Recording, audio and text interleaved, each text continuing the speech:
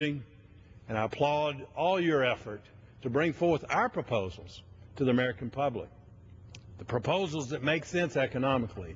And I thank you, Mr. Bishop. You're doing a great job, and I applaud that. Well, I appreciate the gentleman from Georgia being able to join us in the middle of his committee markup, and I appreciate him being here and talking about simply some of the major problems that would take place with this overall system that may be here.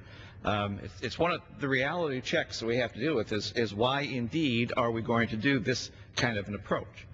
I happen to think that one of the reasons why we're marching down this path right now, so rapidly marching down this path, is simply because the government promised to do something. And the something that they decided to do is a cap and trade or cap and tax policy, which simply means to put government pressure on the business community to try and lower their amount of CO2 emissions by insisting they put economic pressure on them, so that right now to try and get those caps exceeded, they have to buy some kind of credit and then put the economic pressure on them to change over to a new way of doing business. Both of those cost, both the cost of buying the cap and trade process right now, as well as the change, will be passed on to the consumer. So the consumer basically gets hit both ways, 2 times, once going and once coming in this process. At the same time, because the consumer basically has all of our life is surrounded in some way by fossil fuel economy. And the consumer, therefore, has to have a life change at the same time the business is having a life change. Now, I don't care how you want to try and spin this as a new way of living or whatever it is. This is going to be the opportunity to change lifestyles based on bureaucratic decisions. And it will be, as the gentleman from Georgia just said, a concept of a tax on people.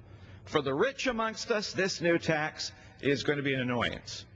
For poor people, where 50% of their income has to go to energy choices, this tax is going to be the difference between being able to have a luxury like hamburger helper that night. This is not going to be fairly distributed throughout society. In fact, we'll notice, I think the gentleman from Ohio is here to talk to us in just a moment, and his area is going to be even more severely hit than some of the other parts of this country. And what it will be, though, is a windfall profit tax for the government. This is the gentleman from Georgia said, this $400+ billion we're talking about does not go into improving our lifestyle or does not go into coming up with alternative energy sources. It goes to the government, pure and simple. I will yield. Sure, be happy to. I want to bring out a point, and that you were talking about what it's going to do. Let me tell you